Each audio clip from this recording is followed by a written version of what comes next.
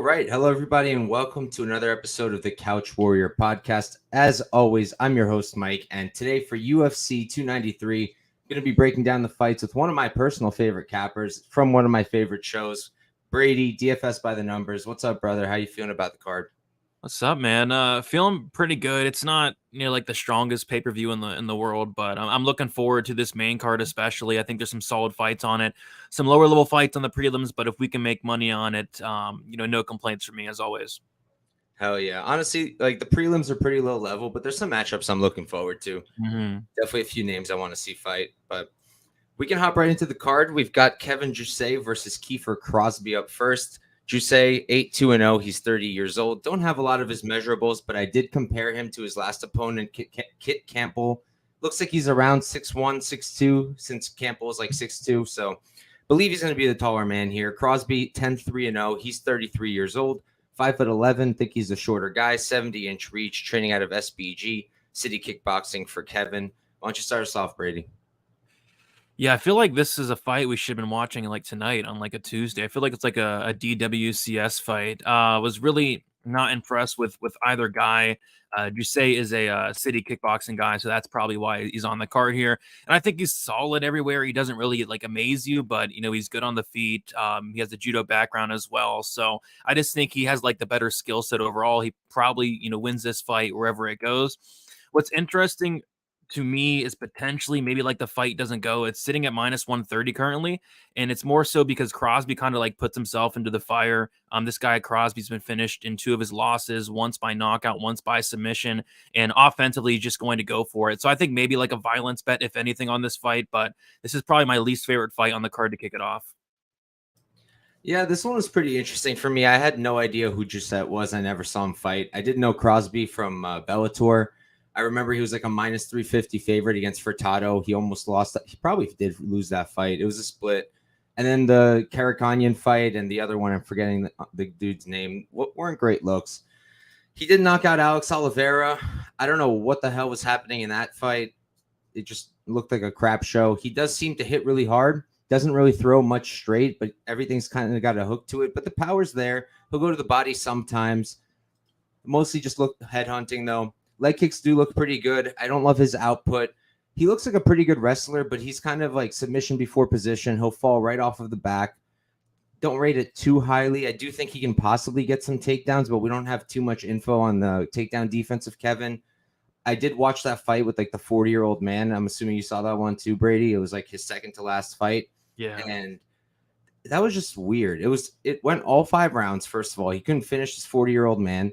And he got held up against the fence a ton. He did defend like every single takedown except for one. So I guess his takedown defense is good, but I don't know how much I can take from that considering the dude's 40 years old and just didn't seem very good himself. His striking seems solid. I don't like the output. He's not throwing his hands enough for me. It's a lot of kicks. I don't like betting on guys who are kick heavy with no hands. But I do think that he's probably the better striker here, probably a little bit cleaner. Also very hittable. Chin up in the air, tall man's defense. That's why I kind of like your underlook, Brady. Feel like that's a pretty good spot because with his head up, he has been rocked even by the 40-year-old, and I think Crosbie can catch him. He does have the power, and he's a pretty decent striker. And on the other side, Crosbie tires the hell out. He definitely gasses as the fight goes on, and he really fades. So I wouldn't be shocked if Kevin finished him early either. So I think that under is a pretty good look that I'll be checking out. And I guess I'm going to pick Kevin Jousset just because I think he's more well-rounded. He could probably wrestle too. Takedown defense, like I said, seems decent. So I'll pick him, but no bet for me either.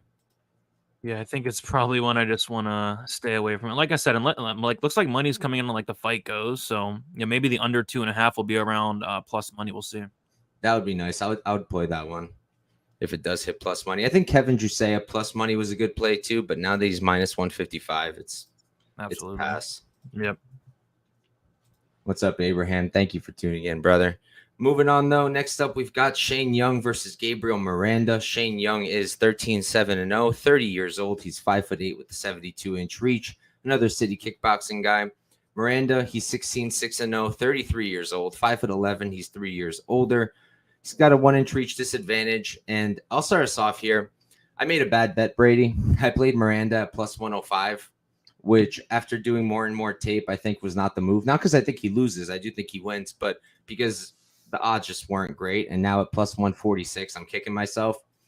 I think that his striking is actually pretty decent. The problem is he can't really sustain it. Like in the BSD fight, he hurt BSD. He showed some good striking, nice and straight down the pipe, good front kicks.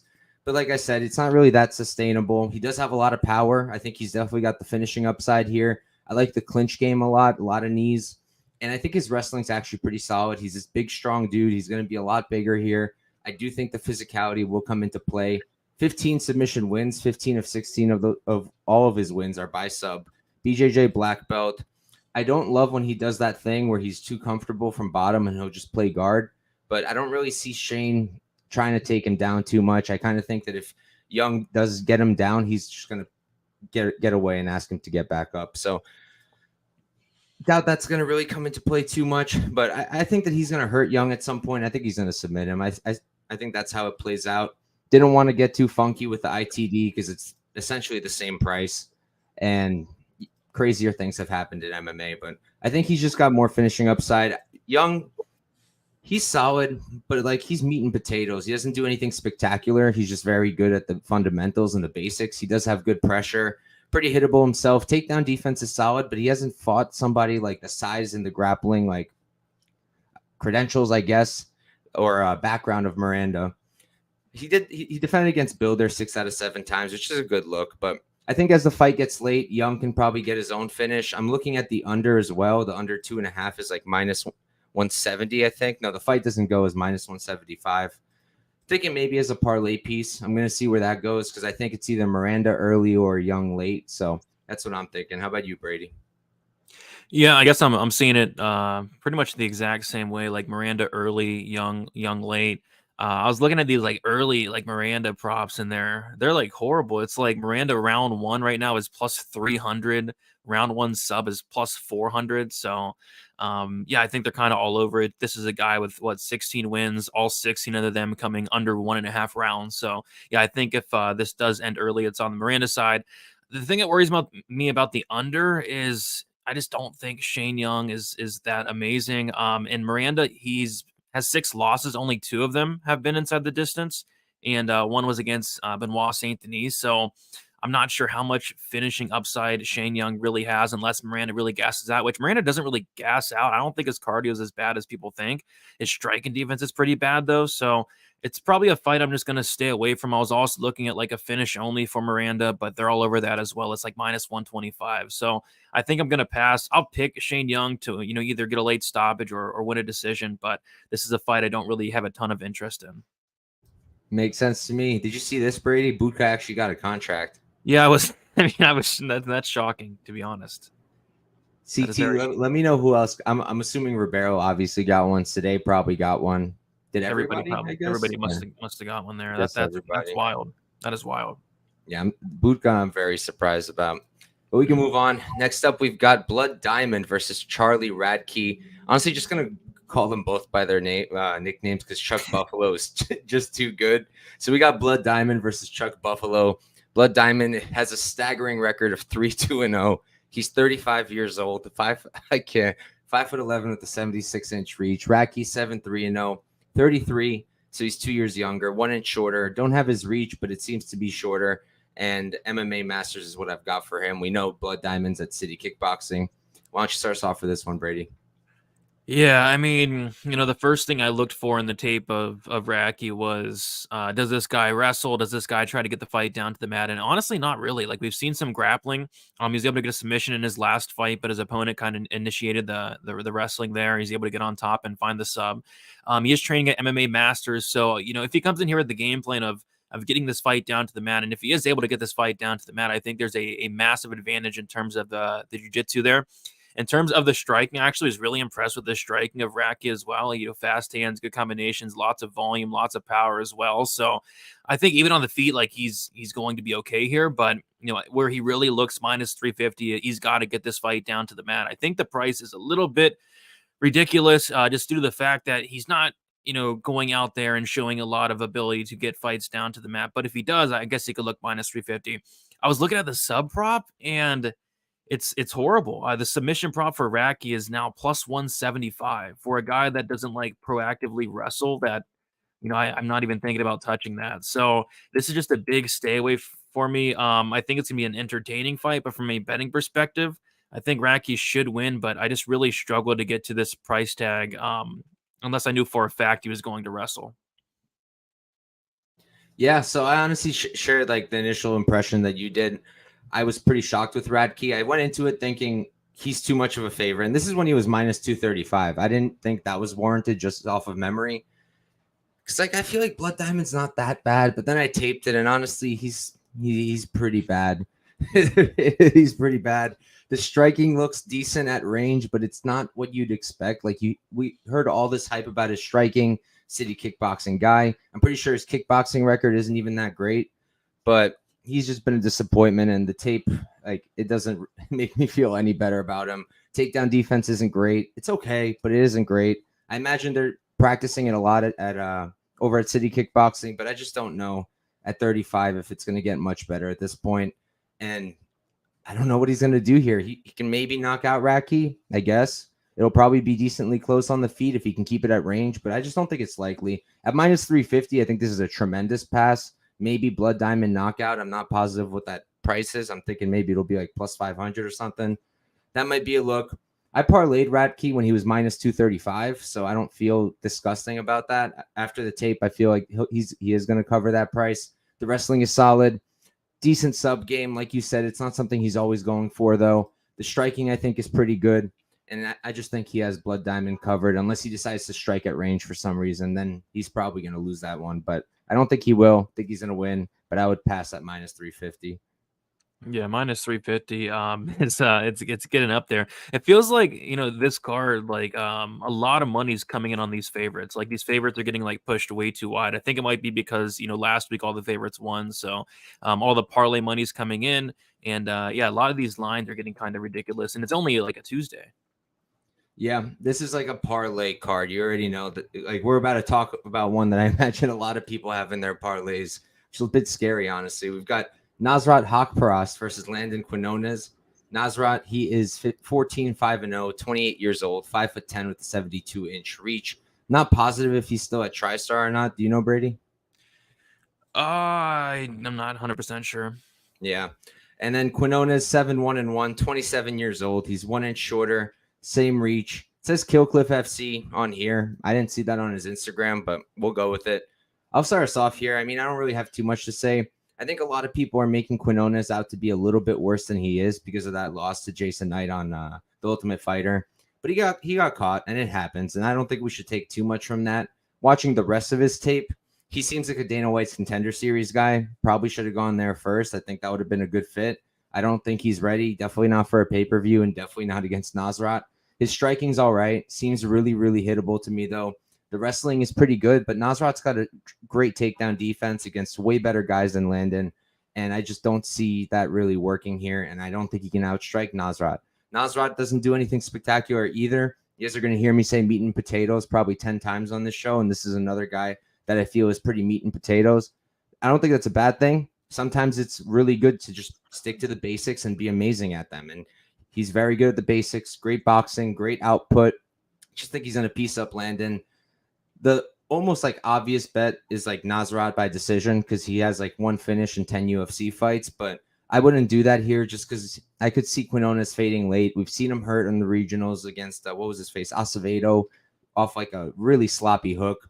And I wouldn't be shocked if Nasrat got like an attritional round 3 knockout. Maybe that's like a sprinkle I'll look at, but I'm not going to touch the money line. I'm not going to parlay him because minus 500, I just don't want to. How about you, Brady? You going to parlay him? No, I'm not. But I'm actually thinking the same thing as you. I think the late round knockouts could be very much in play here for Haqparast, and kind of what I was thinking was he hasn't gotten a ton of knockouts in the UFC. He's actually only got one. He does have several knockdowns though. But I think this is like a big, big, big step down in competition for Haqparast. Like Haqparast is a guy that's fought guys like Drew Dober, guys like Dan Hooker, Bobby Green, John Makdessi, even Rafa Garcia is pretty dang decent. And now he's taking on, Landon Quinones, who, like you said, probably should be on like a Dana White's Contender Series rather than making his debut here. So although the knockouts haven't came yet, I think this is a fight that it could materialize here. I like the striking of Haqparast. I think Quinones is going to try to wrestle. I don't see him having much success. And Haqparast, he hits hard and he throws very hard. So I could see a knockout. Instead of laying like the minus 500, I think actually the Haqparast by knockout could be something to look at. And like you said, round 2, round 3 knockout as well, something I'll have circled here. Because if he's paying off this price tag, he's probably knocking this guy out. Yeah, they're all over it though. Plus 650 on the round 3 knockout, plus 450. It's terrible. It's terrible. Mm-hmm. Maybe if we get like a plus 800-900 for round 3, could be. We'll see on FanDuel. FanDuel may have something good, but yeah, FanDuel and Bet Rivers usually. Yep.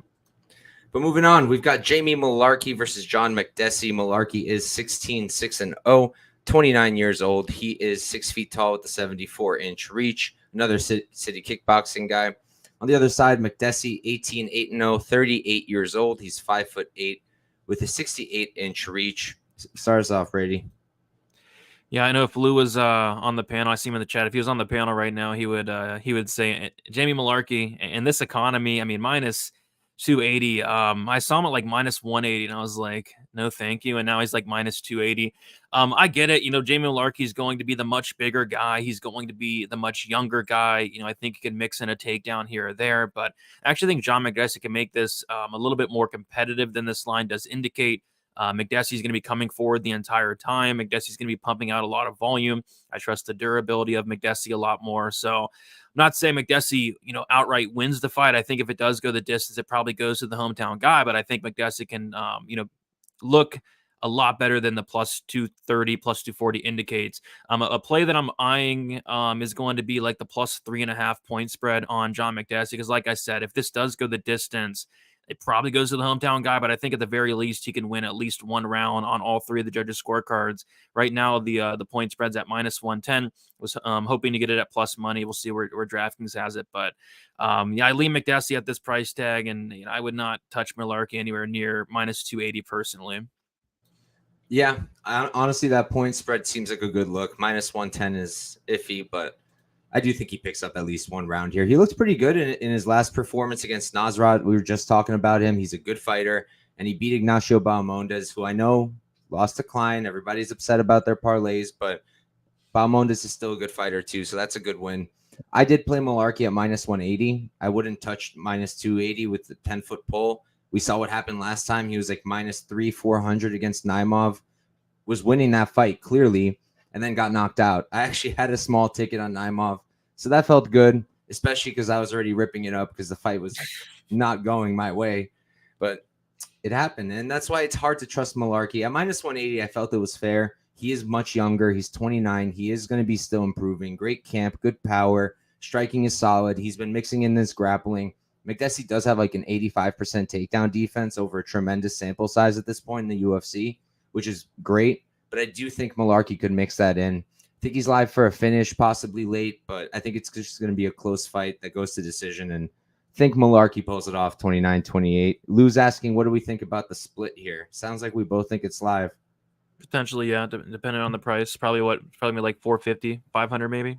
Yeah, decent spot because definitely could go to a split the way that both of these guys fight. Mm-hmm. We can move on though. Next up, we've got Jack Jenkins versus Chepe Mariscal. Jenkins is 12-2-0. He's 30 years old, 5'7" with a 68-inch reach. On the other side, Mariscal 14-6-0. He's going to be the same age at 30, same height, 1-inch reach advantage. I'll start us off. I mean, Chepe at I think he was like plus 160 when I was looking at it, something like that, plus 150. Definitely had my attention pre-tape. I remembered the Trevor Peek fight, like a square. I bet Peek there, and he looked good. He did.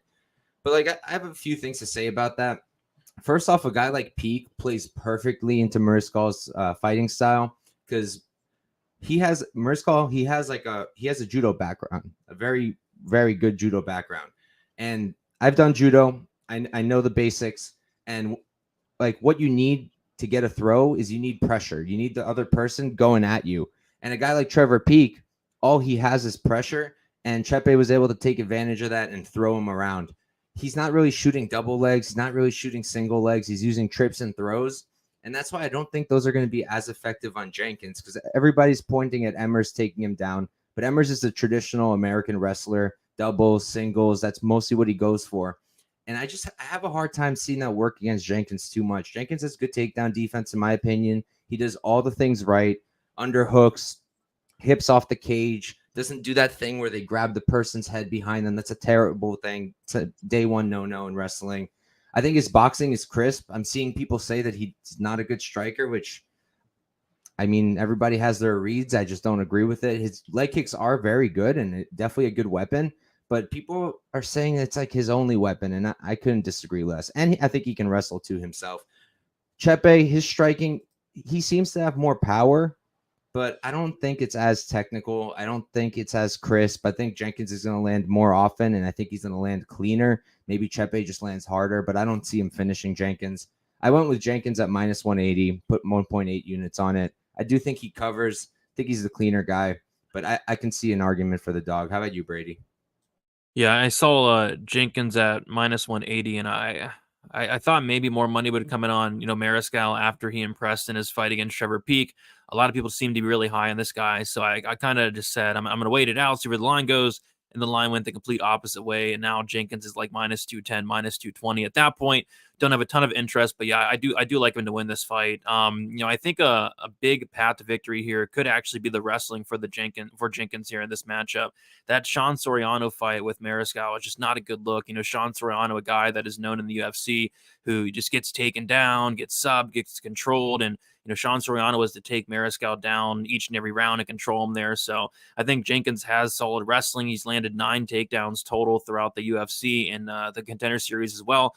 Like you mentioned, very good striking as well. Just more ways to win this fight. Hometown advantage also. So yeah, a lot of reasons to like Jack Jenkins.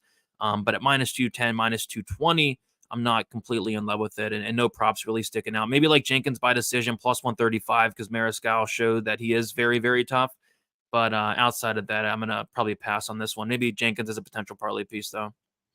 Yeah, I don't hate it. The decision makes sense, too. I don't know. I get so nervous betting them now because it's like you want them to not do their job, essentially, because their job is to come in there and kill them, and you're over here hoping like they don't fully do their job. So it's not my favorite bets to make anymore. Exactly. It's terrifying. But moving on, we've got a really good fight. We've got Carlos Ulberg versus Jung. Ulberg is 8-1-0. He's 32 years old, 6'4" with a 77-inch reach. Another city kickboxing guy. Jung is 15-4-1, 29. He's 3 years younger, same height, about an inch in reach advantage. And why don't you start us off, Brady? Yeah, so there's a couple fights on this card where I'm like, and this guy is, too big of a favorite. Like, why is Haqparast minus 500? Why is Mullarkey minus 280? And then there's a couple fights where I'm like, why is Ulberg only minus 240, minus 255? Because, Adon Jung is a guy that, I should have known after the Sam Alvey fight. Like, this guy, I overrate him a little bit. His last 2 performances have not been that great. Getting knocked out by Dustin Jacoby, not the worst look in the world. But the worst look in the world was his last performance against Devin Clark. A fight where he should have went out there and won, and should have went out there and finished Devin Clark like many people do. But he looked off. He looked terrible. I'm not sure if he was like sick or hurt in that fight, but he gassed out within a couple minutes. The fight primarily played out against the cage, but when it was at range, he looked awful. I mean, he looked like he was drunk in there. So I'm not sure what was going on with Don Jung. This fight kind of scares me a little bit because a lot of people are like parlaying up Ulberg. Is a very, very popular parlay piece that I see this week, and this line's just not moving. And my concern for Ulberg at this price tag is, what if Da Jung comes in here with the game plan of getting the fight down to the mat? Because we have not seen Ulberg's takedown defense tested at all. We've not seen his ground game tested at all. And if Don Jung, is able to get this fight down to the mat, what does it look like? What does Ulberg's ground game look like? What does his cardio look like if he's forced to grapple? So I think that's kind of what's scaring me off of it. And the line's kind of scaring me off of it as well. But I'm going to pick Ulberg to win this fight. I'm going to pick him to win it by knockout. I think he's the much better striker. But yeah, just in the back of my head, the Jung wrestling is kind of what's holding me off a little bit. Yeah, I'm with you. I have like the square parlay of him and Izzy when I got Izzy like minus 455 or something on DraftKings.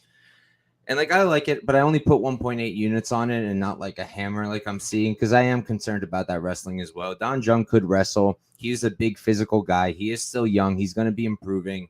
I think that performance against Devin Clark, I mean, he probably should have gone to jail for that, but Yes. he didn't. And, he did look off, didn't seem fully himself. I had like 4 units on him there and I wanted to throw up and probably should have. But I think on the feet, it's Ulberg all day. I think he lights him up. His footwork is so good. The combinations are so good. He has power, speed. The only thing we need to know at this point is can he defend takedowns? And if he gets taken down, can he get back up? If he can show that, we're probably not going to see him better than minus 300 for a while. But yeah, I like him here. I think he's relatively safe to parlay, but I would keep it limited to like maybe 2 units, no more than that, because it would really suck if Jung just comes in there and goes D1 and we lose our bets. And we've seen this happen time and time again, guys going D1. Yeah. Francis Ngannou Ciro Gane is my biggest example because that was my first ever max bet on Ciro Gane, and I paid the price. Yeah, that's my one concern here is what if Jung goes out here and wrestles for 15 minutes. So other than that, I think Ulberg starches him. Yeah, I mean when there's a hole, you always have to think about it. Mm-hmm. But moving on, we've got this will be fun.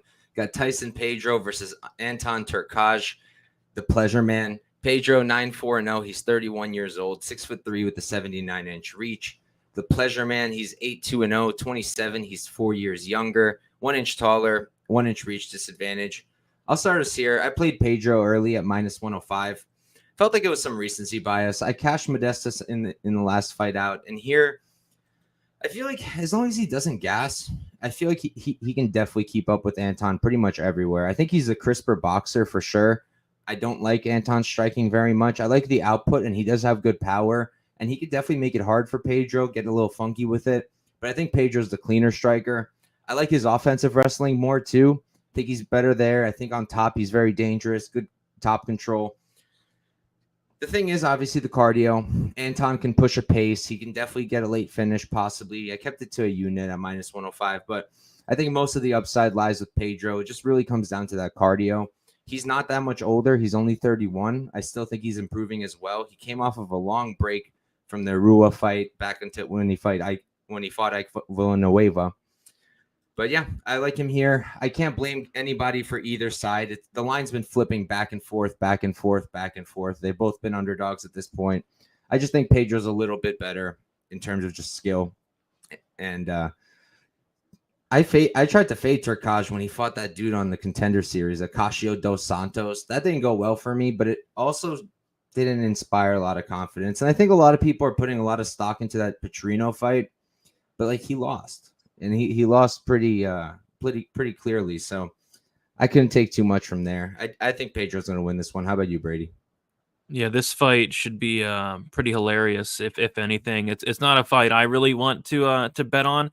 To be honest, I probably would have bet Turkalj at like plus 125, like a lot of people did. At minus 105, minus 110, I don't have any interest whatsoever. But yeah, I agree with some of what you're saying. I think Pedro is going to be absolutely the more skilled fighter. Like within the first 7.5 minutes, it's no doubt, who the more skilled fighter is in this matchup. I think Turkalj still has a lot of holes in his game.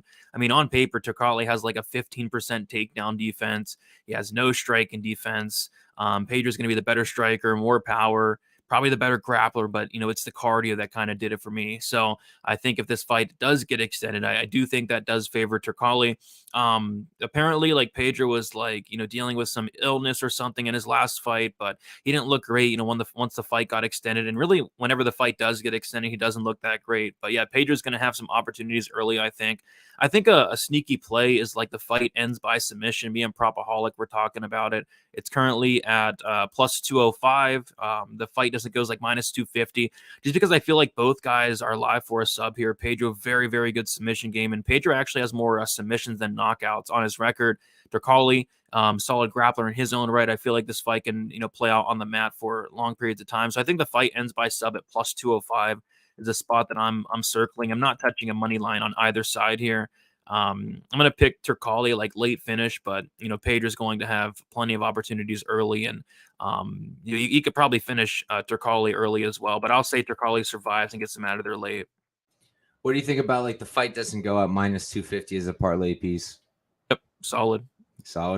Yeah, I'm a little concerned just because if we do get stuck on the ground the entire fight and it just becomes this greasy slop fest, kind of like the last fight for Turkalj. Yeah, that's true. So that's like my main concern, but I'm considering that as a parlay piece too. But we can move on. Next up, we've got a heavyweight bout between Justin Tafa versus Austen Lane. This is a rematch because the last fight ended in an eye poke. Tafa 6-3-0. He's 29 years old, 6 feet tall with a 74-inch reach. Lane 12-3-0, 35, so he's going to be 6 years older, 6 inches taller at 6'6", and he's got a 6-inch reach advantage. Why don't you start us off, Brady? Yeah, I mean, last time these guys fought, I bet the under 1.5 at -170, and now it's like -225, 245. Like, come on. So that kind of hurts.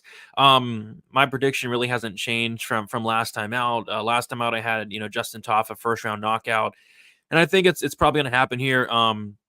The fight didn't last too long. Their last fight, I think it lasted like 60 seconds or so, but Austen Lane was having some success. He landed a couple of good kicks to the body, but I think it was only a matter of time before Justin Tafa closed distance and landed a big shot on Austen Lane, whose striking defense isn't great. I don't think his chin's great.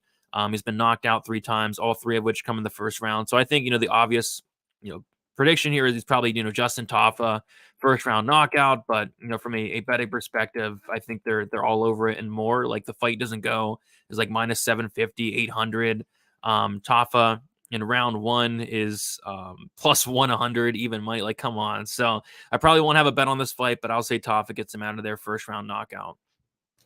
Yeah, it was really hard to get a read on that first fight. I had like a quarter unit on the fight goes the distance in that one because I decided to get crazy with it. I felt that it was entirely possible that Lane would wrestle. He doesn't do it often, but when he has, he's pretty good at it. He's very strong. He's gigantic, and he's heavy on top.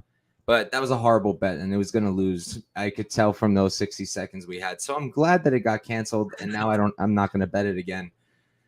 Honestly, though, I feel like there's some value on Lane, possibly. I want to tape it a little bit more, but I feel like what you said is pretty accurate. Like, he looked good, but it kind of felt like it was only a matter of time until Tafa landed that shot. I feel like Lane does have the skills, like, to keep it, if he keeps it at range and if he mixes in the grappling, I really do think he could win this one. But I kind of just feel like we're going to be on the feet long enough where eventually Tafa, even if he's losing, he's just going to find that chin. So there's no bet for me right now. I'm going to tape it a little more, maybe see if I can find some kind of angle on Lane, but more than likely just going to stay off. I'm not parlaying Tafa at -200. I just don't think he's that great. I do think he knocks him out, but I just don't think he's that good. And Lane +170 right now does not have my interest, but we'll see after I tape it more. Yeah, if you're losing to Jared Vandera, something's wrong. Something is very, very, very wrong. Yeah. But I feel like the thing is Lane's not the type of like Vandera to bring that pressure. At least Vandera has pressure and output, if not anything else. Yes, that's true. But moving on, we've got a fun fight in Manel Kape versus Felipe dos Santos. Kape is 18-6-0, 29 years old, 5'5" with a 68-inch reach. Believe he's at Extreme Couture. Have to double check. Santos 7-0 undefeated. He's 22, so he's 7 years younger. 2 inches taller. Shoot box for him. I'll start us off. I mean, I'm assuming you've also taped Santos because we both do Contender Series, and he was literally supposed to fight 2 weeks ago? Yeah. Last week, something like that. Fight fell through. I think his opponent, something happened there. But I talk about it all the time. He's a copy and paste shoot box guy. The only guy who was any different was Tulio Silva, who fought last week on the Contender Series. I said the only thing he did different was actually defend his head, which he does. Dos Santos, though, he's like the rest of them. Moving forward, marching, hands down, taking a ton of shots, good striking, good power, good ground game. That's all there. But he's extremely hittable. I think Manel Kape will probably style on him. I see a lot of people calling for the finish. I don't know about all that. Santos is really durable. Most of these shoot box guys are really durable. I have like a slight concern that this turns out to be like an Elvis Brenner situation where this Brazilian dude who's clearly tough as nails comes out here and just outworks his opponent. But realistically, I think Kape is just too good. I think he's a high level guy. think he's the better striker, more explosive, more powerful, more experienced. Don't expect him to wrestle, but I don't expect him to get taken down either. I have him in like the chalkiest of chalkiest parlays with Israel Adesanya for 4 units, and not going to do much else there. How about you, Brady? Yeah, I mean, this fight doesn't make a ton of sense to me, and yeah, I did tape him. I think it was week 3 for the Contender Series where Felipe dos Santos was supposed to fight, and then like his opponent pulled out, and like I think like the same day or like a day after, I saw that he was fighting Manel Kape, and I was just like shocked because I'm very high on Manel Kape. I think Manel Kape is a top 5 flyweight in the very near future. Right now, I think he's ranked like number 10. This is a guy that made his debut against the champion in Alexander Pantoja. The fight after that, fought Matheus Nicolau in a very close fight, in a fight that a lot of people thought he won. And he didn't look like amazing in either of those fights, very low volume, but I think he's starting to finally put it together. Had a very good knockout win against Ode Osborne, knocked out Zalga Sumagulov, which is very hard to do. He did it in the first round, and then he just put an absolute beating on David Dvorak, almost ripped his arm off in the first round, and then proceeded to beat the crap out of him for the next 10 minutes. The fight probably could have been stopped several times. And yeah, this is a massive, massive, massive step up in competition for Felipe dos Santos, and quite frankly, it's a really big step down in competition for Manel Kape. So I'm actually kind of surprised Manel Kape's only minus 370. And I think it's because Felipe dos Santos is a shoot-to-box guy with blonde hair. If he was not a shoot-to-box guy and if he had like brown hair, I feel like Kape would be minus 500 here. So yeah, I think Kape does style on him and probably gets him out of there as well. So yeah, I was looking at like the under, which is just getting smashed as we speak. So, but yeah, I think Kape probably finishes him here. Yep, I'm with you. But Kape at minus 150 by knockout is kind of crazy. The knockout is minus 150. Uh-huh. That is kind of crazy. He is a black belt. He is a black belt in BJJ. Kape by sub plus 1100 on Bet Rivers. Might be a poke. He should have subbed Dvorak. I mean, Dvorak is next level tough. Like he almost took his arm off. It was ridiculous. That should have been a sub right there. Santos seems similarly tough though. That's the only thing. Yeah. But moving on, we've got our co-main event. We've got Tuivasa versus Alexander Volkov. Tuivasa 15-5-0. He's 30 years old, 6'2" with a 75-inch reach. Volkov 36-10-0. He's 34, so he's going to be 4 years older.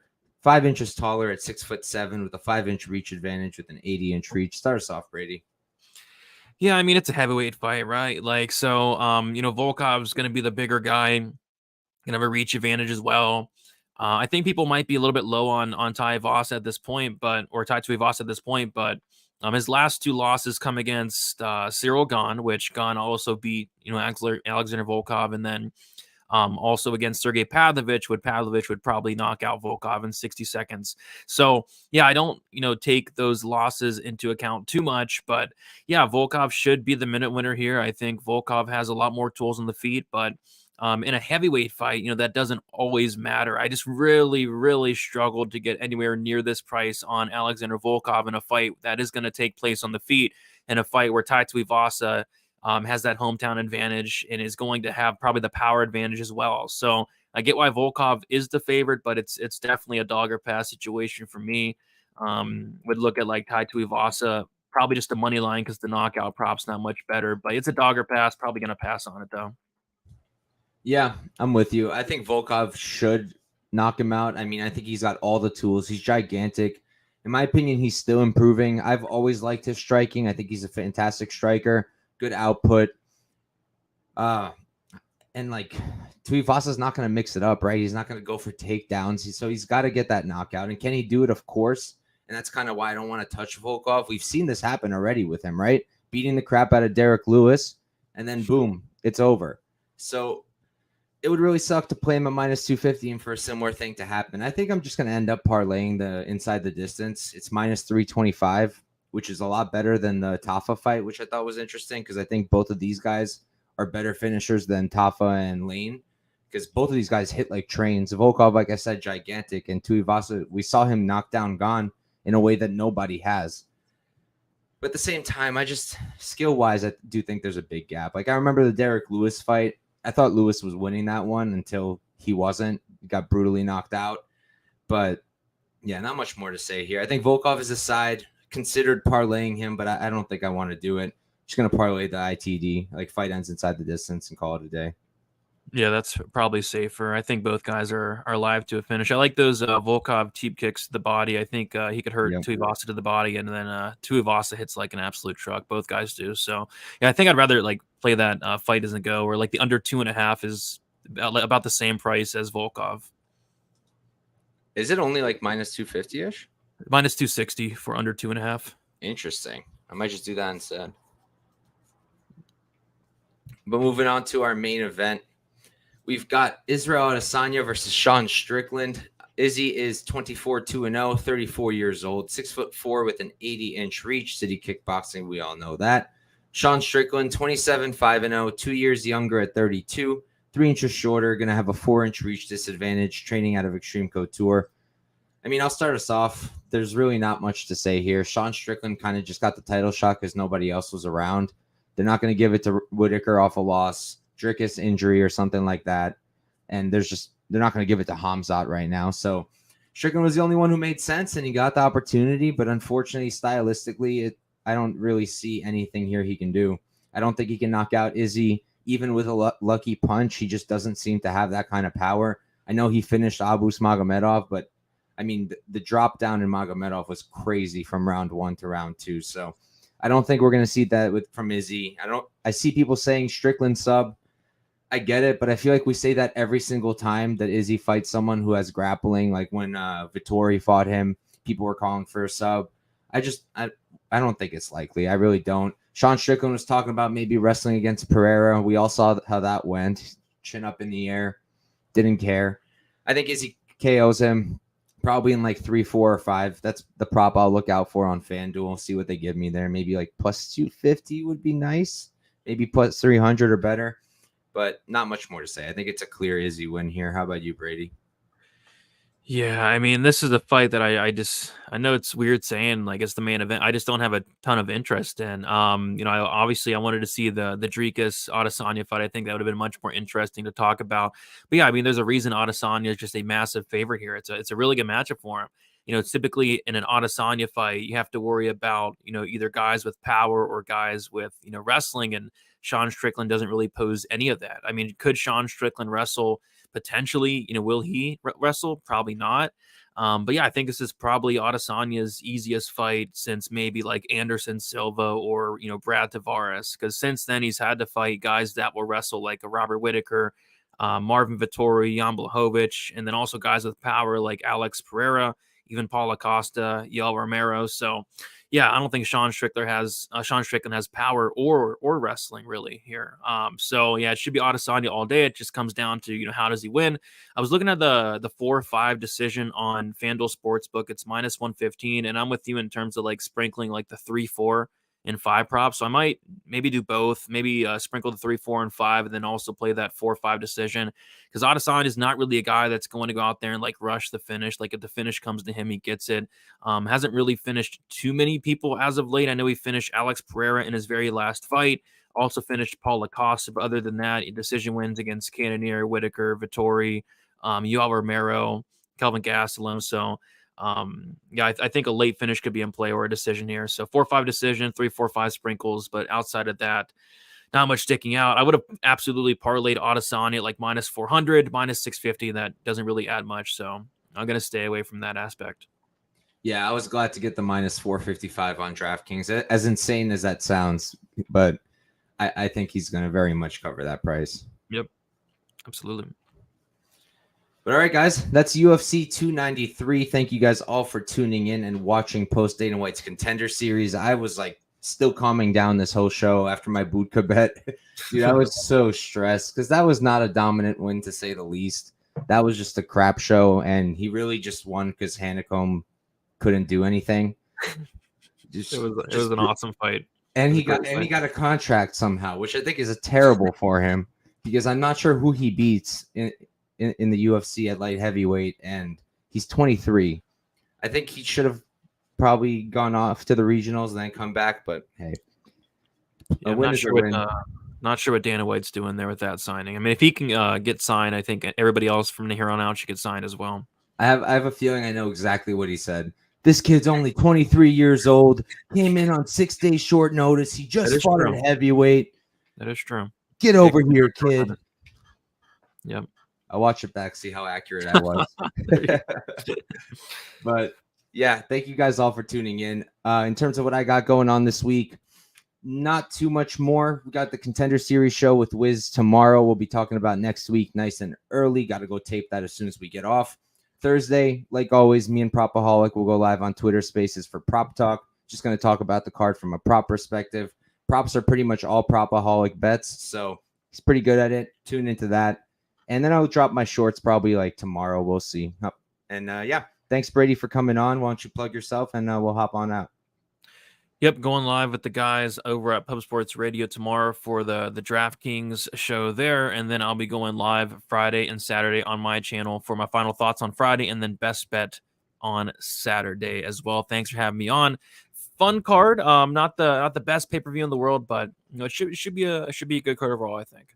Yep, I'm with you. Probably a good amount of violence. Should be good. Good yes, crowd. But all right, guys, peace out. Good luck this weekend. Let's get it.